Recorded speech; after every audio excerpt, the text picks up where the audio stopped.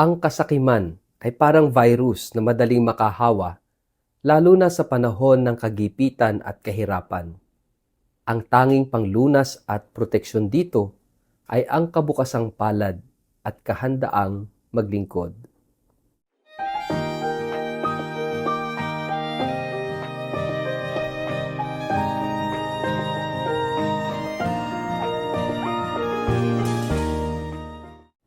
Ang mabuting balita ng Panginoon ayon kay San Marcos. Sa kanyang pagtuturo, sinabi ni Jesus, "Mag-ingat kayo sa mga tagapagturo ng kautusan na mahilig magpalakad-lakad na suot ang kanilang mahahabang damit at gustong-gustong binabati ng may paggalang sa mga pamilihan. Ang gusto nila ay mga natatanging upuan sa mga sinagoga at ang mga upuang pandangal sa mga handaan.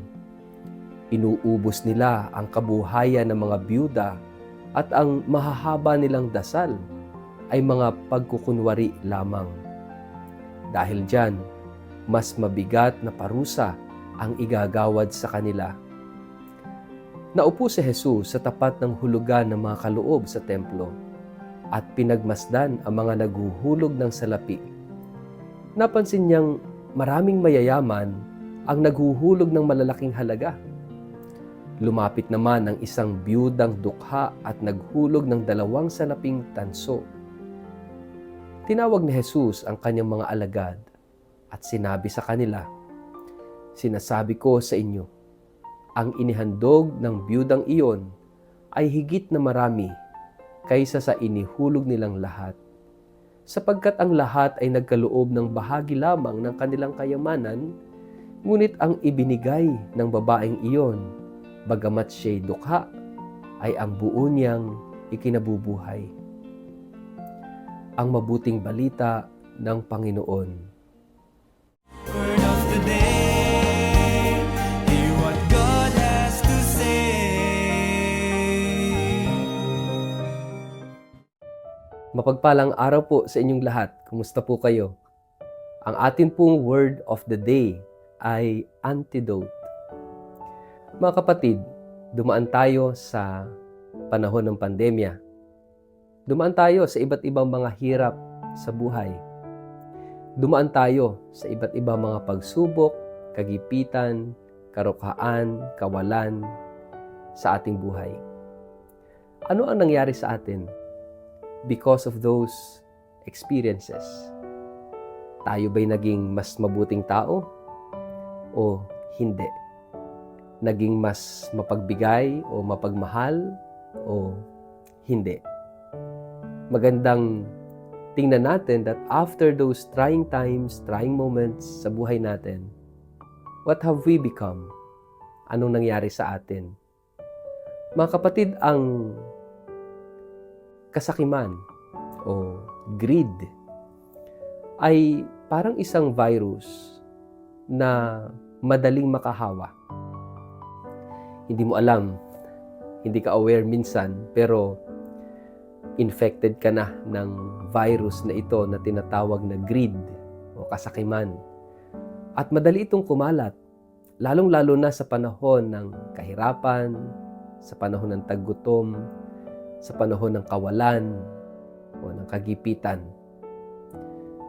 Madalas sa ganitong sitwasyon, ang mas nangibabaw, unang iisipin, sarili. Sariling pamilya, sariling kaligtasan. Ito yung survival muna ng sarili, no? O kaya naman ay kung ano muna ang magandang gawin para mailigtas ang sarili. Mga kapatid, posible ba na sa kabila ng kahirapan, kagipitan, ay maging mapagbigay tayo? Of course, posible. Kung ang greed ay isang virus, yung antidote nito ay tinatawag nating generosity. Kagandahang loob, kabukasang palad.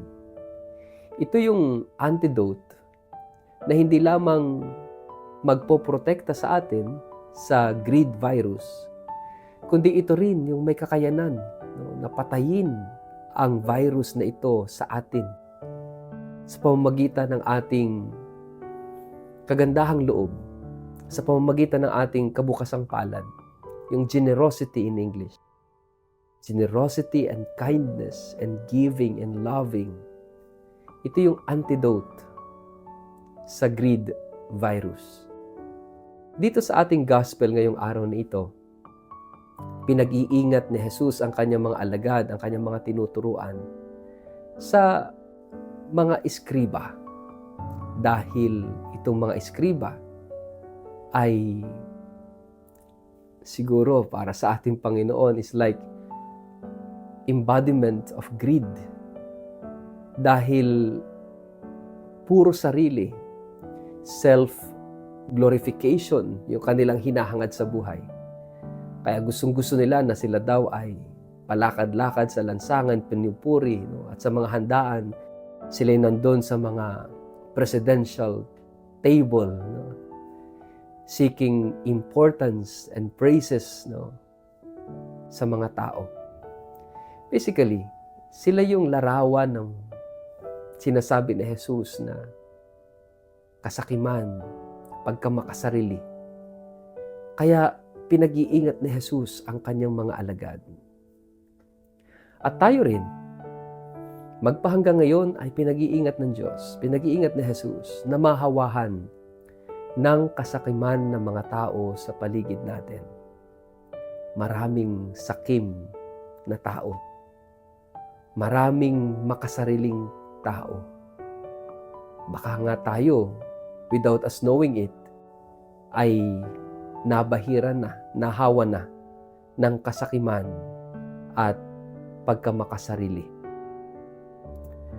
Kaya nga dun sa second part, in contrast, no, narinig natin yung kwento nang si Jesus ay maupo sa may templo at inuobserbahan niya yung mga nagbibigay ng donasyon sa templo.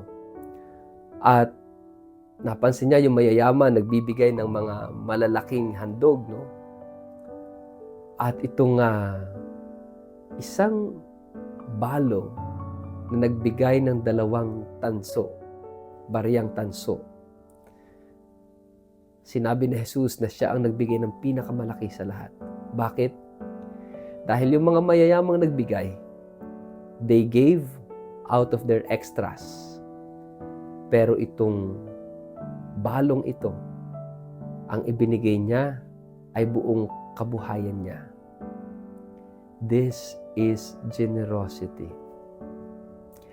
Yung totoong generosity, yung totoong kabukasang palad, ay yung pagbibigay ng hindi extra. Halimbawa, nagsiserve ka lang kapag may extra time. Nagbibigay ka lang kapag may extra food, extra money, extra material things, kapag may sobra. Minsan nga, ang madalas nating ibinibigay, hindi lang yung sobra, kundi yung luma, yung pinagsawaan. Naranasan mo na ba na magbigay ng bago? Sana. Naranasan mo na ba na magbigay ng high quality? Naranasan mo na ba na magbigay ng something important, something na mahalaga sa iyo? Yung may kirot, yung masasaktan ka dahil alam mo na mahalaga sa iyo yung ibinibigay mo. Yung sakit na yon na nararamdaman mo dahil sa pagbibigay, yun din yung sakit na papatay sa ating kasakiman, sa ating pagkamakasarili. That pain is very important.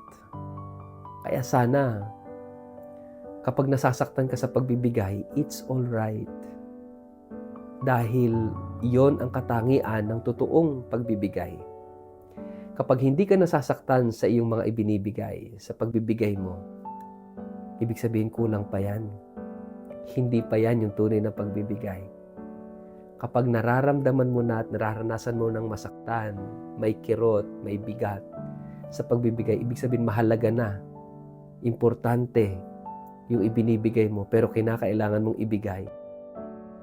Then, that is giving. That is generosity.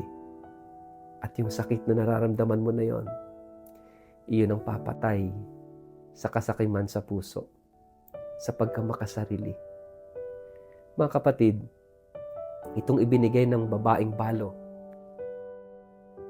she gave everything. Masakit, mahirap, pero nandun yung saya at pagtitiwala sa Diyos na hindi siya pababayaan ng Diyos.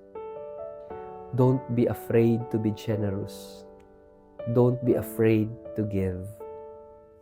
Because if you are generous, God will be more generous to you. God cannot be outdone in generosity. Kaya nga mga kapatid, lagi niyong tatandaan, walang taong naghirap dahil siya'y mapagbigay. Walang taong naghirap dahil siya'y mapagkawang gawa. Mga kapatid, ang taong mapagbigay, ang taong nagkakawang gawa, ay lubos na pinagpapala ng Diyos. Kaya nga mga kapatid, huwag tayong manghinayang, huwag tayong mag-alangan na magbigay.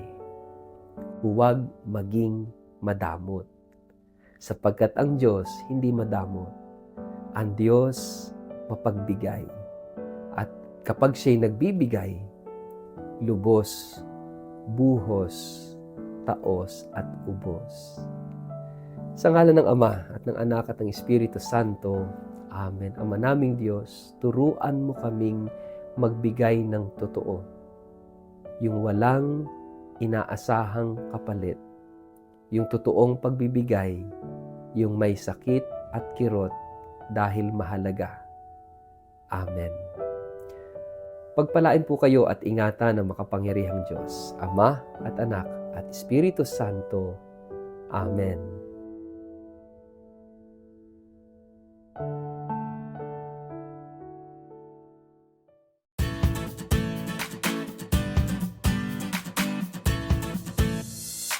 Para po kayong maging updated sa ating daily reflection ng Word of the Day at sa iba't iba pang mga gawaing pang-ibanghelisasyon, huwag niyo pong kakalimutan na mag-like, mag-follow at mag-subscribe sa ating pong Facebook page, YouTube channel at Word of the Day.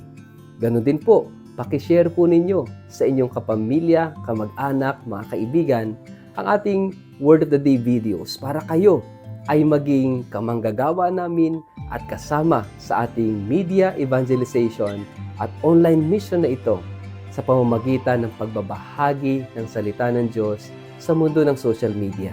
Kaya sana ho, kayo ay maging ka-mission partner ng Word of the Day. Maraming salamat po sa inyong patuloy na pagtangkilik at pagsuporta.